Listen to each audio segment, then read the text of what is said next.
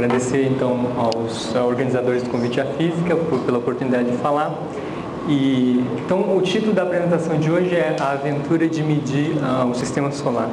Então, a minha ideia é contar uma história, certo? Então, toda a história depende do ponto de vista de quem conta, e meu ponto de vista aqui vai ser o de focar em quais foram as consequências, né, de você tentar ter uma estimativa do tamanho do sistema solar. Quais são as consequências não só do ponto de vista de física, mas consequências um pouco mais abrangentes. Então, aqui está rapidamente os tópicos que eu quero cobrir. Então, a apresentação está basicamente dividida em duas partes. Então, na primeira parte vai ser focalizar na questão de você definir qual é a melhor escala de medida para você, então, quantificar distâncias no sistema solar. Então, isso tem a ver com as medidas do trânsito de Vênus, especialmente aquelas feitas no século XVIII. E depois tem uma segunda parte, que é esse problema de você definir onde é que está a fronteira, né? E o que é que a gente pode aprender sobre esse problema. Então, é claro, e usar também isso como pano de fundo para a gente discutir um pouco de física. Então, mas está basicamente dividido em duas partes, certo? Bom, então vamos lá. O trânsito de Vênus, né? E isso está associado à medida da distância Terra-Sol, certo? Isso tem consequências interessantes, né?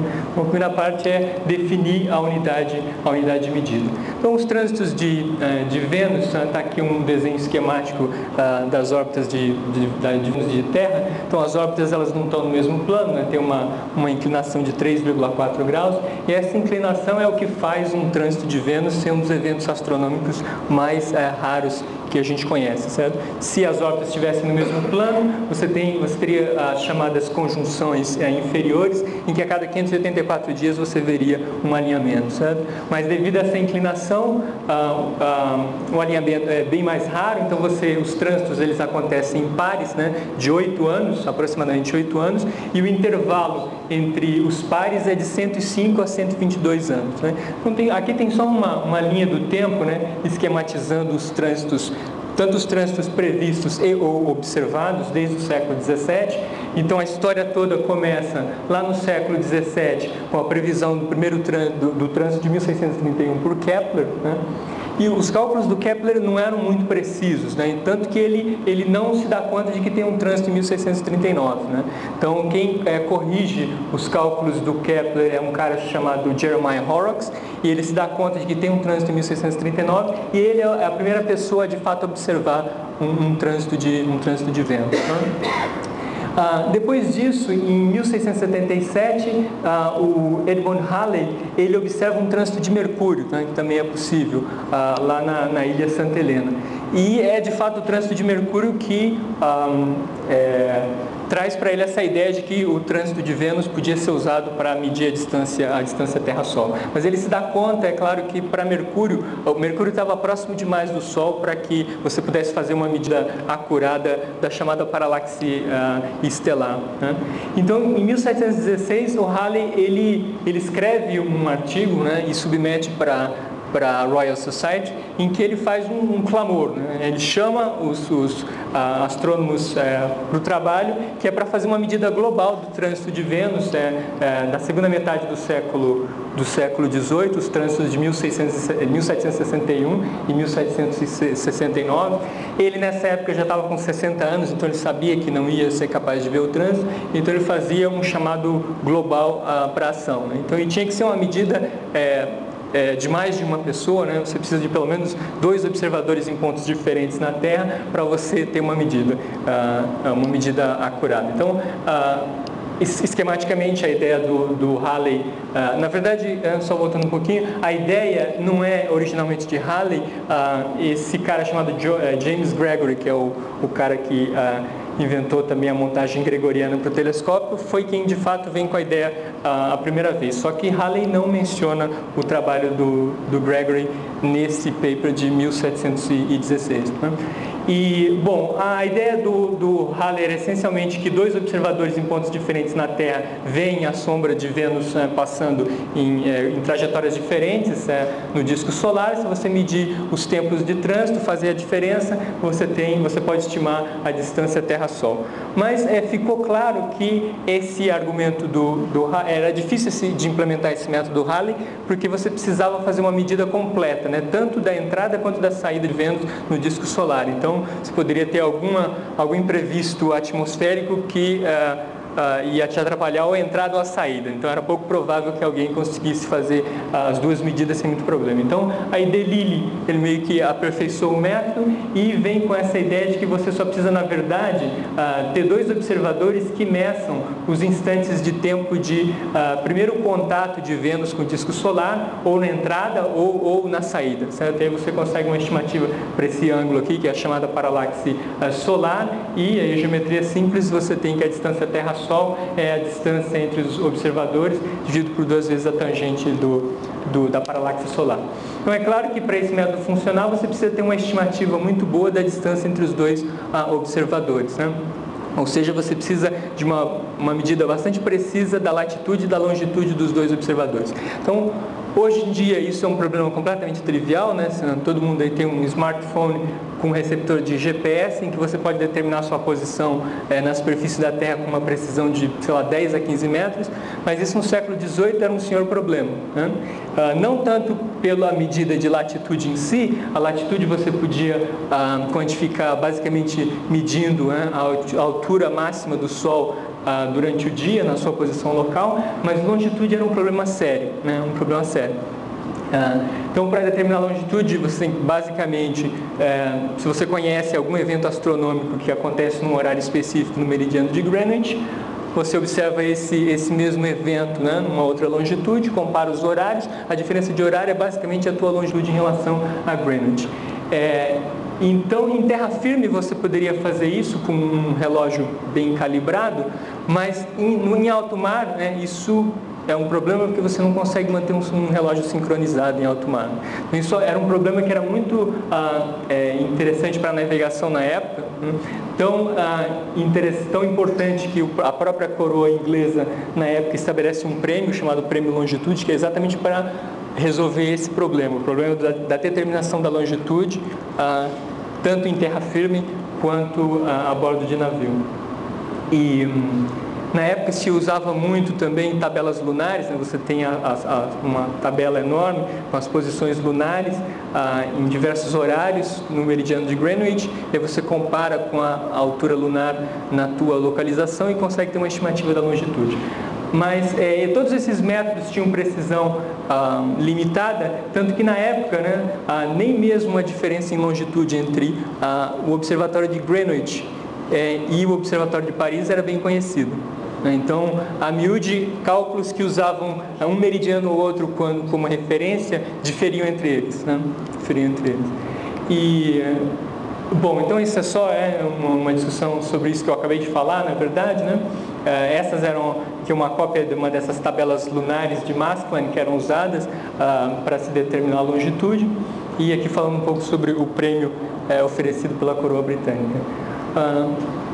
E qual que é o panorama do mundo na época desses trânsitos do século XVIII, né? Então, do ponto de vista geopolítico, o mundo está passando por uma guerra, uma guerra mundial, uma guerra de 7 anos, que tem origens várias, como toda guerra, mas principalmente era um conflito comercial entre as potências europeias na época, pelos domínios, pelos entrepostos comerciais, tanto na Índia quanto no Ocidente. Então, isso também vai meio que afetar todo o desenvolvimento desse empreendimento, porque os países estão em guerra, né? E tem muita batalha sendo travada em alto mar. Isso afeta em especial o primeiro trânsito, porque a Guerra dos 7 Anos termina um pouco depois de 1761. E por outro lado, você está em pleno iluminismo, né? Em que a Europa está completamente dominada por esse ideal em que a ciência e a razão ela tem a resposta para tudo, certo? É a direção que você tem que seguir se você quer ter progresso. E essas ideias elas vão além da Europa, né? Mesmo a Rússia vai compartilhar desses ideais, E você tem, por exemplo, a Catarina Grande, que era quem reinava na Rússia nessa época, era uma pessoa que era muito alinhada com os ideais iluministas, né? Ela tinha muito apreço por pessoas como Voltaire, por exemplo. Em toda a oportunidade que ela tiver, ela vai tentar manifestar isso, né? Tentar manifestar a ideia de que a Rússia não é atrasada, mas está alinhada com os ideais iluministas. E ela é uma pessoa que vai contribuir muito, em especial, para o trânsito de 1769. Ela vai investir uma quantidade enorme de dinheiro, tanto para financiar as viagens, né, como para cobrir salários de astrônomos, comprar equipamentos. Então, esse é mais ou menos o panorama. E aqui está só um mapa de quais eram as regiões de observação de trânsito para em 1761. Claro que o trânsito tem que ser observado durante o dia. A região clara é aquela que você tem a melhor observação. Você vê que, basicamente, em 1761, o trânsito seria visto aqui na Índia, boa parte da Rússia, aqui já no hemisfério sul, uma parte ilhas no Oceano Índico, né? Uma parte da Austrália, isso em 1761. E na América, dificilmente, né? Na América não dava para ver.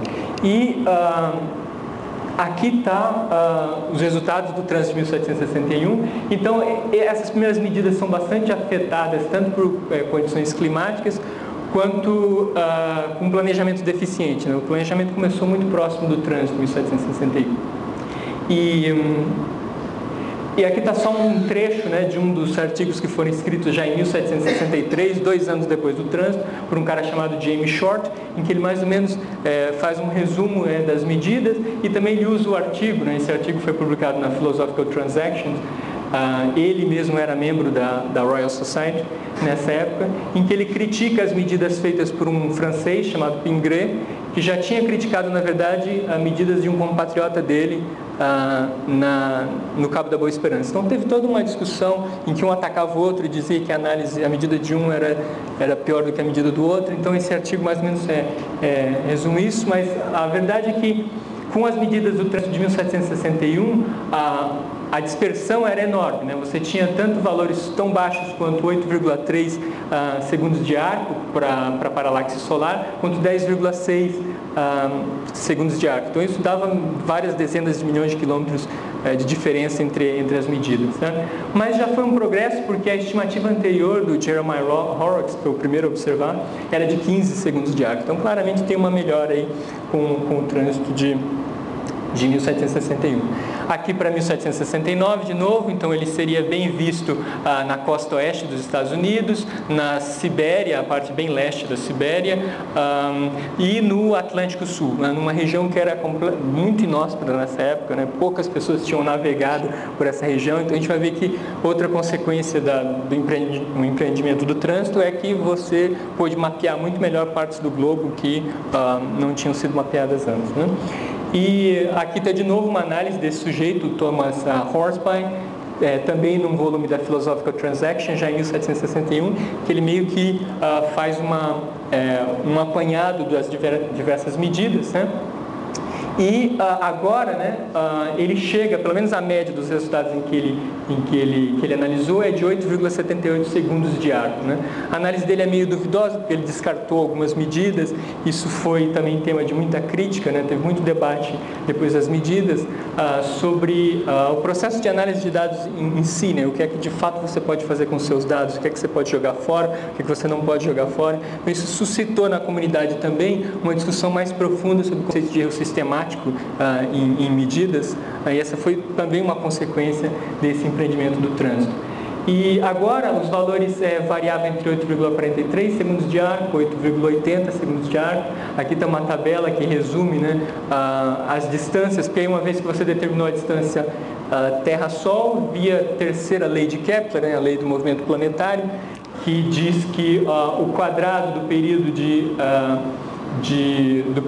de uma órbita de um planeta em torno da estrela, né, é diretamente proporcional ao cubo do semi-eixo maior da órbita elíptica, né, E então, uma vez que você determinou a distância Terra-Sol, você, via a terceira lei de Kepler, consegue calcular todas as demais distâncias de todos os planetas conhecidos na época, né? Na verdade, depois, com a teoria de gravitação de Newton, a gente teve uma ideia melhor do que era essa constante, né? E essa constante aqui, ela é a mesma para todos os planetas, depende da massa do Sol e depende da constante de gravitação universal de Newton. Mas veja que, então, a distância Terra-Sol, com as estimativas do Horsby, era de pouco mais de 150 milhões de quilômetros, né? 150 milhões de quilômetros. O valor mais aceito atualmente para a paralaxe solar é essa daqui, 8,79 segundos de arco, o que dá uma definição de unidade astronômica que é de 149,6 milhões de quilômetros, né? Então, estava bastante próximo essa estimativa. Bom, aqui está só um videozinho do último trânsito de Vênus em 2012. Acho que eu tenho que clicar mais uma vez, não sei se isso vai funcionar.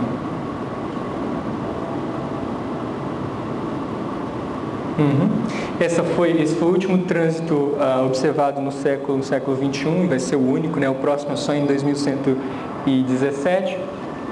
Você vê que a duração do trânsito aqui é cerca de 5 horas, né? Isso varia um pouco dependendo de onde você está na superfície da Terra. E você vê claramente a inclinação da órbita de Vênus em relação à órbita terrestre, né?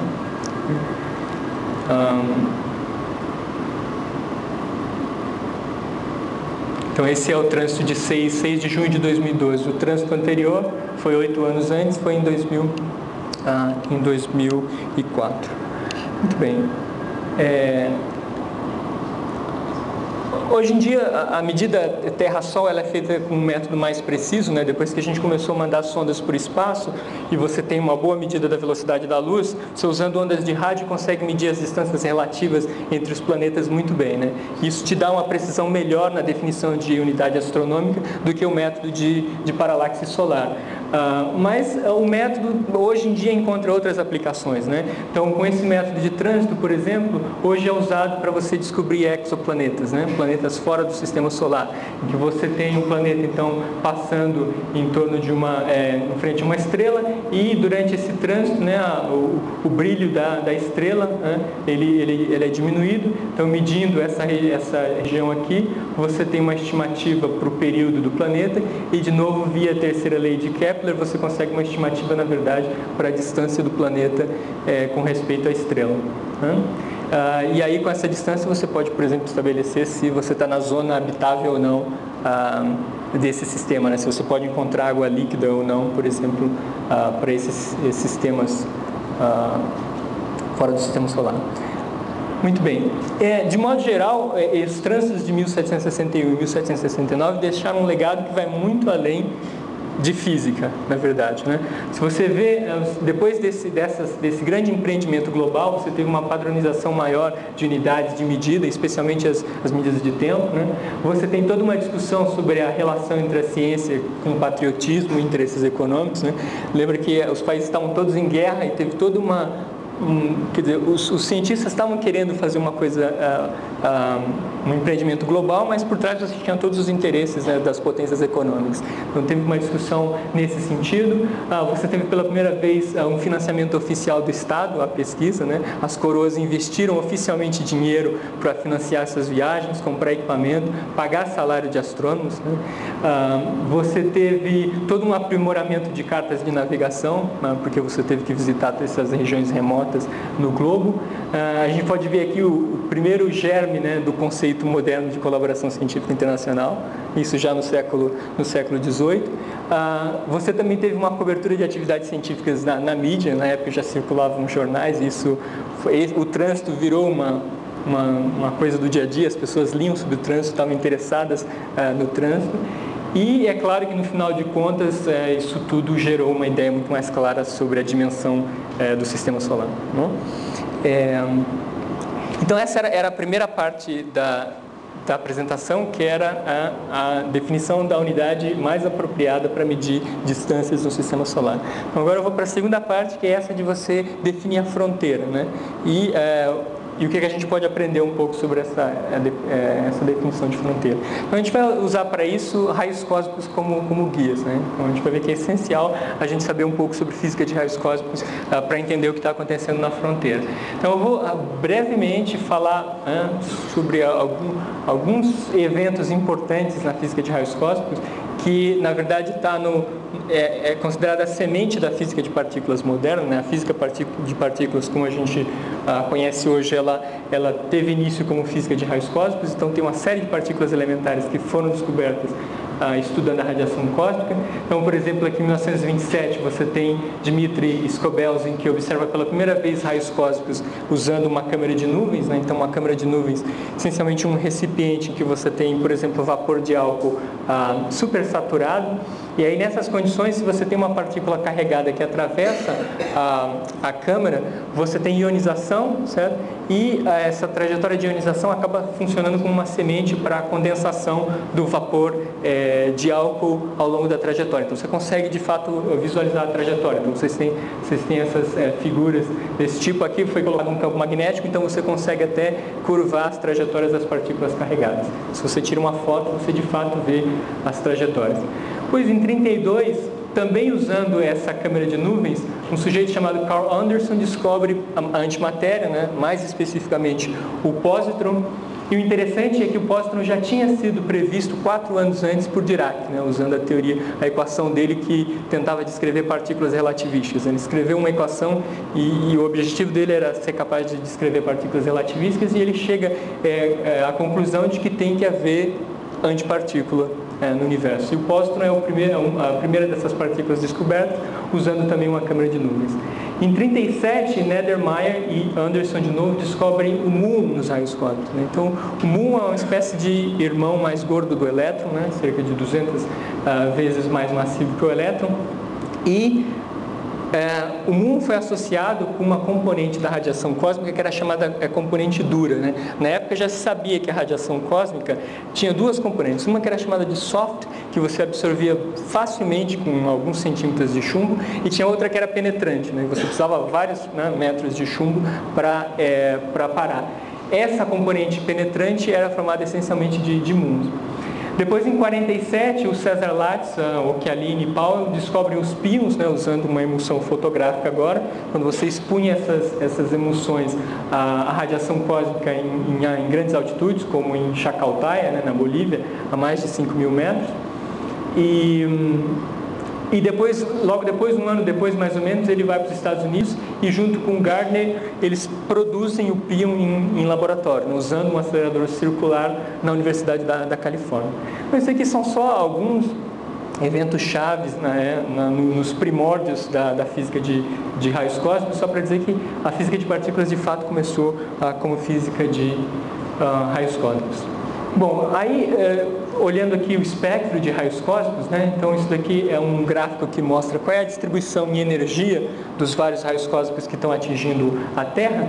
E o interessante desse gráfico é a extensão, né, das 2 escalas, né? Tanto a escala horizontal que me mede energia, quanto a escala vertical que está me medindo fluxo em unidades apropriadas aqui, né? Nesse caso aqui é o número de raios cósmicos por metro quadrado, por intervalo angular, ou seja, por estera-radiano, por segundo, por bilhões de elétron-volts. Então, estou usando aqui a unidade elétron-volt, que é uma unidade útil para a física subatômica, que é 1 elétron-volt, é a energia cinética que um elétron ganha quando ele está numa região de campo elétrico, né? Por exemplo, um campo elétrico de 1 volt entre 2 placas, dá para um elétron uma energia cinética de 1 elétron-volt.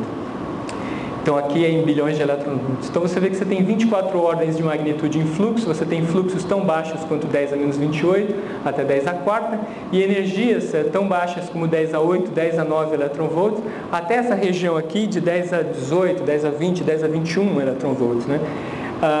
Esse gráfico ele pode ser dividido claramente em 2 regiões, uma região de baixa energia, em que o fluxo é autossuficiente, que se você tiver um detetor com alguns metros quadrados de superfície, a taxa de cruzamento de raios cósmicos é suficiente para você fazer uma medida precisa.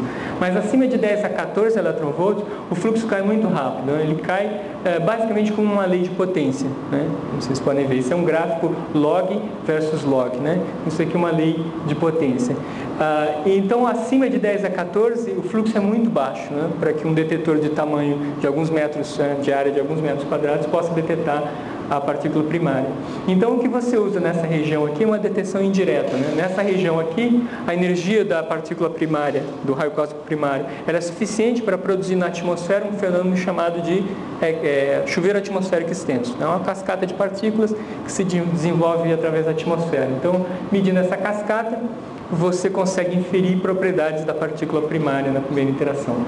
Queria chamar a atenção para essa região de altíssima energia, chamada região dos Ultra High Energy Cosmic Rays, né? E chamar a atenção de que 10 a 20 eletronvolts, né, em unidades do Sistema Internacional, são 16 joules. Né? Essa é a energia de um corpo macroscópico. Por exemplo, uma bola de tênis de 100 gramas, né, a 65 km por hora. Então, essa questão de como você... quais processos e fontes astrofísicas podem pegar uma partícula subatômica, como um próton, por exemplo, e acelerar ele até uma energia de uma bola de tênis, é uma questão em aberto. Né? Uma questão em aberto. E essa é a minha área principal de pesquisa, estudar esse finalzinho aqui do espectro. Mas hoje eu quero falar dessa parte de mais baixa energia, que é a que interessa para entender o que está acontecendo na fronteira do sistema solar. Bom, então a gente precisa saber como acelerar a partícula. No laboratório o processo é claro, eu preciso de partículas carregadas, eu preciso de campos elétricos ou magnéticos, né? Então eu posso, por exemplo, usar um campo de natureza eletrostática, como aqueles em aceleradores tipo tandem, como quem está aqui no Instituto de Física, né, vai saber que o Peletron aqui é um acelerador desse tipo, né, que você tem um campo eletrostático. Então, se você colocar uma partícula carregada nessa região, ela vai sofrer a ação de uma força elétrica. Esse tipo de aceleração ele tem uma limitação, porque você rapidamente atinge um limite em que o campo elétrico é tão alto que você quebra a rigidez elétrica da maioria dos gases de trabalho. Então, você precisa de um método mais eficiente, por exemplo, usar campos elétricos e magnéticos que variam no tempo, como aqueles usados em cavidades ressonantes no LHC. Então, aqui é um campo elétrico variável, né? E usualmente na faixa de micro-ondas, e você usa esse campo magnético variável para acelerar partículas. Né? Na natureza, e é claro que por trás disso você tem a força de Lorentz, né? Que diz que uma carga elétrica Q, né, na presença de um campo elétrico E e de um campo magnético B, se ela tem velocidade V, a força total que age sobre a partícula é dada por essa lei de força de Lorentz. Muito bem, na natureza é um pouco mais complicado acelerar partículas, né? A gente precisa de um certo grau de aleatoriedade para acelerar partículas na natureza. Então, por exemplo, é difícil encontrar na natureza acúmulos de carga eletrostática muito grandes. Né? O universo é globalmente neutro, né? Então é difícil você encontrar regiões com acúmulo de carga eletrostática. Então é difícil encontrar campos elétricos estáticos na natureza. Mas você tem campos magnéticos e variáveis que, via a teoria do eletromagnetismo clássico, via as equações de Maxwell, vão te dizer que um campo magnético variável gera campo elétrico, também variável no tempo, em que você pode ter aceleração de partícula. Então, o Henrique Fermi, né, explorou um pouco essa ideia, e ele teve a seguinte ideia. Imagina que no espaço interestelar você tem uma nuvem magnetizada, né?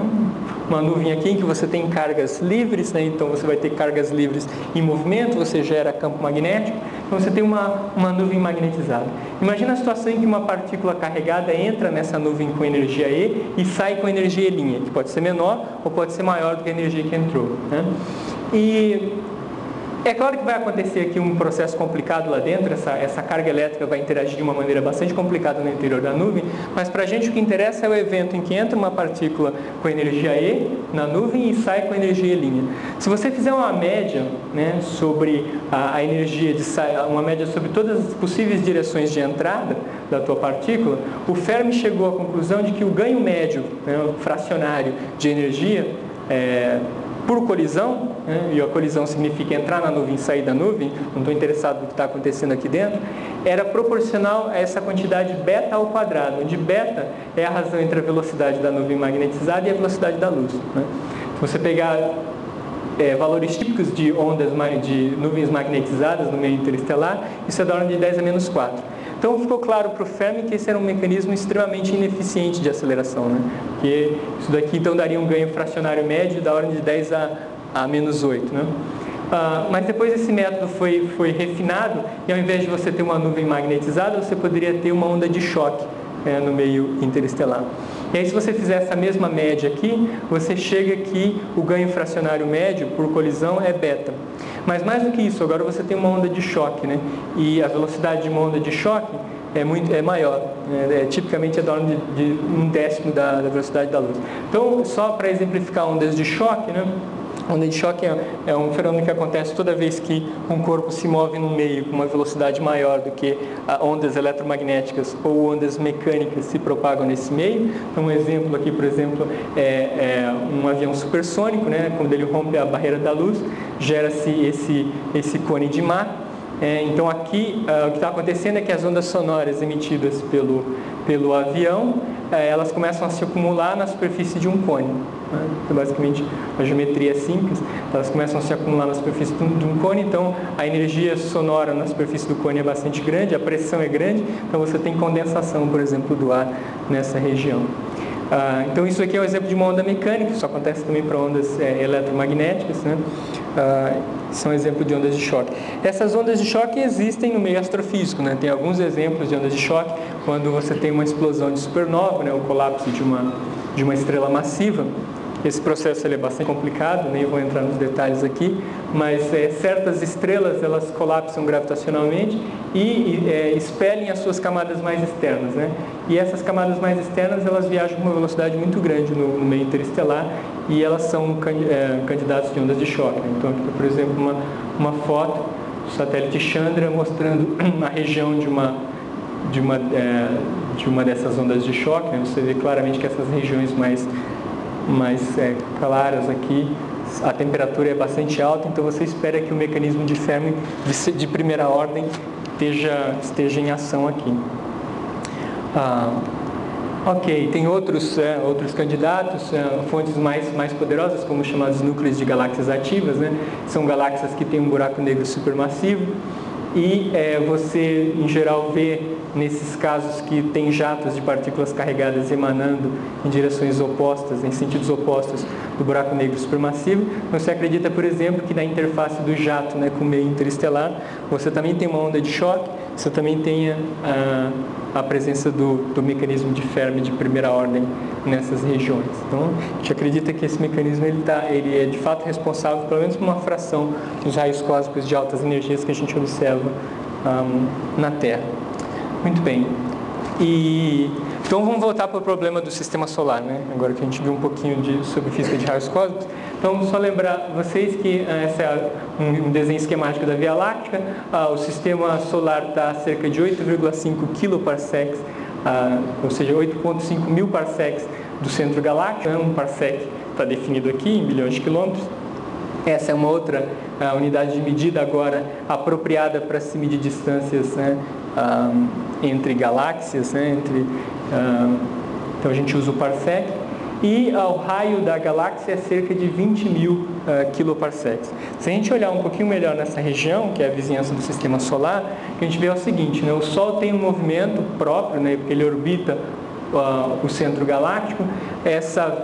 Nesse sentido, a velocidade orbital é da ordem de 20 km por segundo, mas mais do que isso, tem um movimento também associado com as nuvens de gás na vizinhança do sistema solar. Então, a gente vê que tem um movimento nessa direção e a velocidade combinada, né, o vetor velocidade combinada, dá que no referencial de repouso aqui do Sol, né, se eu grudar aqui um referencial no Sol, o Sol para mim vai estar em repouso e eu vou ver então todo esse sistema de gasoso aqui passando por mim com uma velocidade que é de 24 km por segundo, né, nesse referencial.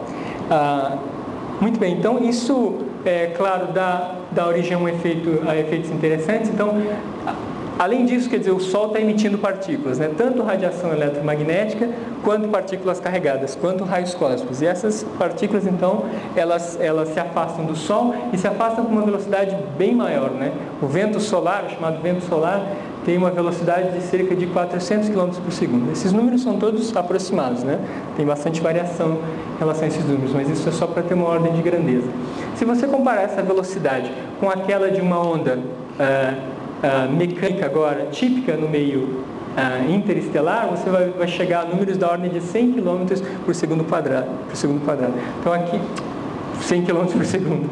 100 km por segundo. Então, é claro que você vai ter a formação de uma onda de choque aqui, né? Você tem uma onda com uma velocidade típica de 400 km por segundo, que vai se desacelerar rapidamente para velocidades dessa ordem aqui. Então, você tem a formação de uma onda de choque.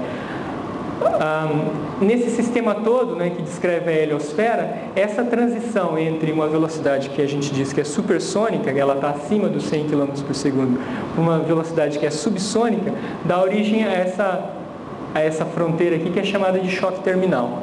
Então isso marca exatamente a transição entre o regime supersônico e o regime subsônico, né?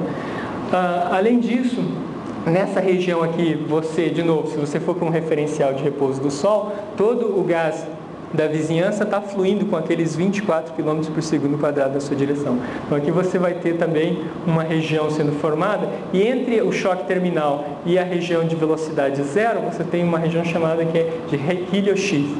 Então nessa região aqui, a velocidade então ela tem que ir dos 400 km por segundo até zero. Então essa é uma região de alta turbulência, né? Você espera que a velocidade das partículas nessa região, e mesmo o campo magnético e o campo elétrico, tem um comportamento bastante aleatório nessa região. E depois você tem a chamada heliopausa, em que a velocidade do vento solar deve ir a zero, exatamente aqui, né? Então, só para ter uma ideia melhor do que eu estou falando, então, se você parte do Sol, né, você passa pelo choque terminal. Então, veja que o Sol está continuamente emitindo essas partículas carregadas e o gás, né, do meio interestelar está fluindo com aqueles cerca de 24, 25 km por segundo. Então você forma choque terminal, heliosheath, heliopausa, né? Aqui está mostrando as trajetórias das partículas, mas tem também linhas de campo magnético que devem estar todas meio que seguindo o fluxo de partículas carregadas aqui. Muito bem. Tem uma analogia bastante direta que você pode fazer para entender um pouquinho a estrutura da heliosfera. Então tem aqui uma heliosfera caseira, né? Se você deixar então uma torneira aberta na cuba da sua pia, né? Você pode identificar aqui um protótipo de heliosfera, né? Então você tem o choque terminal, né? Em que o fluxo radial de água, né, tem que ser desacelerado rapidamente, né? Então você tem um fluxo que você pode considerar como supersônico nesse caso, que tem que virar subsônico em algum momento. Então isso gera uma fronteira que é o choque terminal. Depois você tem uma região em que o campo de velocidade da água é muito aleatório, né? Se você for olhar a velocidade da água nessa região, é um comportamento bastante estranho, bastante aleatório. Então essa é a chamada heliosheath. E a parte externa, né, é a heliopausa, em que a velocidade da água vai a zero, e depois você tem o meio interestelar, né? Muito bem. Então, vou falar um pouco sobre as missões que foram, as sondas espaciais que foram usadas para você mapear essa região, né? Você tem os projetos das Voyagers 1 e 2, lançados no final da década de 70, cujo objetivo inicial era estudar basicamente Júpiter e Saturno, porque as condições de alinhamento dos planetas eram favoráveis nessa época. Então, duas sondas foram lançadas, né? Com um espaçamento de alguns meses, né, ou alguns dias, na verdade, entre eles. Então, a Voyager 2 foi a que, de fato, foi lançada primeiro, e ela conseguiu, então, visitar tanto Júpiter, Saturno, Urano e Netuno, né? E a Voyager 1 visitou Júpiter e Saturno, e as duas estão caminhando para o espaço interestelar. Então, hoje acredita-se que a Voyager 1 é o objeto que está mais longe da Terra. Os dados atuais indicam que ele provavelmente atingiu a heliopausa, né? Então, já passou pela região de choque terminal, já cruzou a heliosheath e está aqui, né, existem ainda algumas questões em aberto se está ou não na aeropausa, mas os dados parecem indicar isso. Isso é cerca de 122, pouco mais de 122 unidades astronômicas. Né? E aqui são os dados, né, da Voyager. Né? Isso daqui que está mostrando é o fluxo de partículas, né, nos detetores da Voyager 1, né, em torno de 2011 e 2012, né? 2012, daqui em partículas por segundo. Então, claramente, o fluxo foi diminuindo, né, no intervalo de tempo de alguns meses, passou por uma zona com variabilidade grande no fluxo, e desde cerca de 25 de agosto de 2012, o fluxo foi essencialmente a zero. Essas contagens aqui são super baixas, elas são consistentes com as contagens de fundo dos detetores, né? E esse dado aqui ainda não, esse gráfico não está atualizado, mas se você pegar os novos dados, você vê claramente que as contagens são essencialmente zero, né? Então isso aqui é interpretado como uma prova de que a Voyager 1 chegou na heliopausa, né? Que o vento solar nessa região, a velocidade foi essencialmente a zero, né? A prova cabal de que você está na heliopausa deve vir de medidas do próprio campo magnético, né? Porque nessa região, as linhas de campo magnético que vêm do meio interestelar, elas seguem mais ou menos essas direções aqui. Enquanto o campo magnético que você encontra dentro da heliosfera, ele tem grande contribuição do campo magnético solar. Então, o próprio Sol tem um campo magnético e o Sol tem uma pequena velocidade de rotação em torno do próprio eixo. Então, as linhas de campo magnético solar, elas meio que descrevem umas espirais no sistema solar. Então, basicamente, isso aqui é só uma visão artística, né, de como é que estão orientadas as linhas de campo magnético, mas você espera que, ao cruzar a heliopausa, né, a Voyager veja uma clara mudança na direção das linhas de campo magnético. Isso é algo que ainda não foi visto ainda. O campo magnético está meio que fixo aqui no campo magnético solar com os dados atuais. A sonda, ela tem energia até 2025, né? As baterias da Voyager funcionam até 2025. Então é bem possível que a gente consiga então ver realmente essa transição na direção do campo magnético. Muito bem. E então, só para terminar, falar um pouquinho sobre raios cósmicos anômalos, para meio que fazer a ponte com o que a gente viu sobre mecanismos de Fermi, né? Então, todas essas medidas feitas pelas Voyagers, tanto a 1 quanto a 2, podem nos ensinar sobre a física de raios cósmicos nessa região específica do Sistema Solar. Se você for olhar para o fluxo de raios cósmicos, né, medidos pela Voyager, né, lá em torno de 100, por exemplo, 100 unidades astronômicas, né?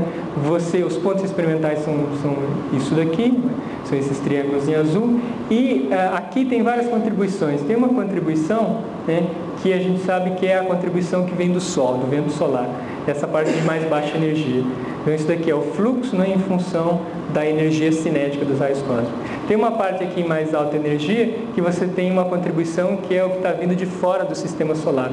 Mas no meio tem uma coisa meio estranha, né, que não é consistente nem com a parte de baixa energia, nem com a parte de alta energia. Isso daqui é o que é chamado de raios cósmicos anômalos, né? E a explicação para isso é que isso daqui são raios cósmicos que estão sendo acelerados via mecanismo de Fermi de primeira ordem lá na heliosheath, né? Então, o que você tem é que, além de partículas carregadas, nessa região você também deve ter um vento de partículas neutras vindo de fora da heliosfera. Então, essas partículas neutras, quando cruzam, né, a heliosheath, elas podem sofrer ionização, né, por interação tanto com a radiação aqui, quanto colisões em um átomo, e ser ionizadas. Quando elas são ionizadas, elas ficam presas pelo campo magnético que existe aqui na heliosheath. E sofrem aceleração via mecanismo de Fermi, essa aceleração estocástica, né, em que você encontra uma onda de choque, colide várias vezes com essa onda de choque e uma fração das partículas tem um ganho líquido de energia, né? E quando elas saem, pelo menos as que saem em direção ao Sol, né, podem ser medidas, por exemplo, como a Voyager mediu. E então você gera, na verdade, toda essa região aqui do espectro que é conhecida como raios cósmicos anômalos, né? Então era basicamente isso aqui. Então só queria resumir essa história contada em duas partes, né? Em que a gente viu que para definir a unidade básica de distância no sistema solar teve que se medir o trânsito de Vênus, né? E isso tem um legado que vai muito além da física propriamente dita. Posso dizer aqui que nesse empreendimento você tem o nascimento da ideia de colaboração científica internacional, você tem pela primeira vez estados financiando oficialmente missões científicas, você tem uma discussão um pouco mais profunda sobre a manipulação de dados experimentais, uma melhora de cartas de navegação, etc. E na segunda parte, que é esse problema de definir a fronteira, né? A gente tem conseguido informação sobre regiões tão distantes, né, da heliosfera quanto 18 bilhões de quilômetros do Sol, e a gente tem aprendido muito sobre física de raios cósmicos nessa região, e a física de raios cósmicos tem permitido que a gente entenda melhor a estrutura da heliosfera na zona de transição. Obrigado, Carlos.